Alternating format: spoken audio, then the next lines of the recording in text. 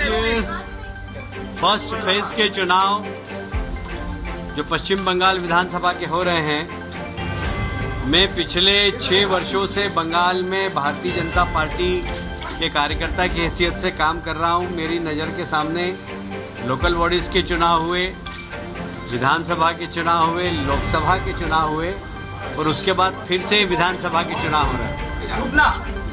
इन 6 वर्षों में पहला चुनाव है जिसमें कम रैगिंग हुई है, कम हिंसा हुई है और 90% से भी ज़्यादा पोलिंग बूथ पर लोगों ने अपने मतदान का उपयोग निर्भीकता से किया है। तो आज हम चुनाव आयोग को धन्यवाद देने भी आए थे और साथ में ये भी सलाह देने आए थे कि 100% मतदान केंद्रों पर किस प्रकार लोग निर्भीक होकर मतदान कर सकें। इसके लिए बहुत ज़रूरी है कि सेकंड फेज में हम कुछ सावधानियां बरतें। जैसे बहुत सारे असामाजिक तत्व हैं, यदि उनको लिस्टेड हैं थानों में, उनके ऊपर बहुत सारे केस हैं, पुराने समय से वो पोलिंग बूथ पे, चुनाव पे रिगिंग करने के आदतन अपराधी हैं, यदि उसको पहले गिरफ्तार कर लिया गया तो शायद सेकंड फेज में इस प्रकार 10% की घटनाएं भी नहीं होगी।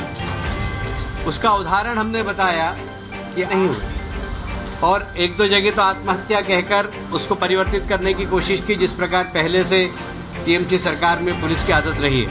इसके लिए भी हमने निष्पक्ष जांच की मांग की है, सीबीआई से जांच कराए इसकी मांग की है। साथ ही आने वाले चुनाव में जैसे आज हमने कुछ अपराधियों की लिस्ट भी दी है, विशेषकर नंदीग्राम के,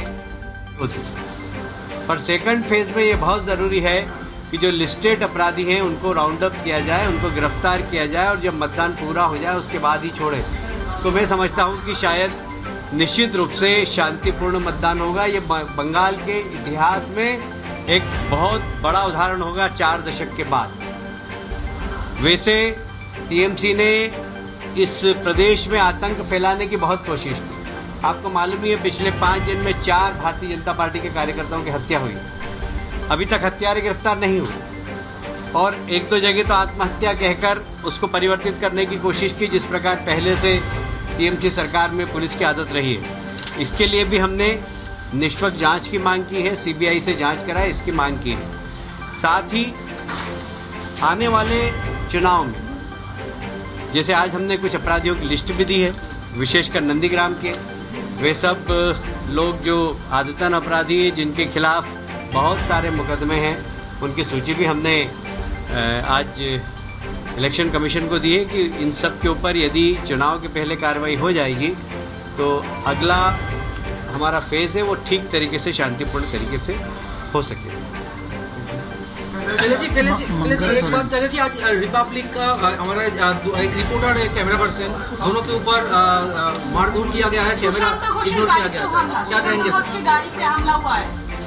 नहीं, ये तो देखिए जैसे हम लोग पिटते रहते हैं वैसे आप लोग भी पिटते रहते हैं, तो नई बात नहीं है। नड्डा जी के साथ जब हम गए थे तो हमारे साथ आप लोगों ने पत्थर खाए थे कि नहीं खाए थे? कितने लोगों ने खाए थे इसमें से? तो बंगाल में यदि रहना है और ममता जी की सरकार के बीच में रहना है तो हम भी इस माइंडसेट के साथ चलते हैं कि हमको पत्थर मिलेंगे और आप लोग भी पत्रकारिता करें तो इस माइंडसेट के साथ करें।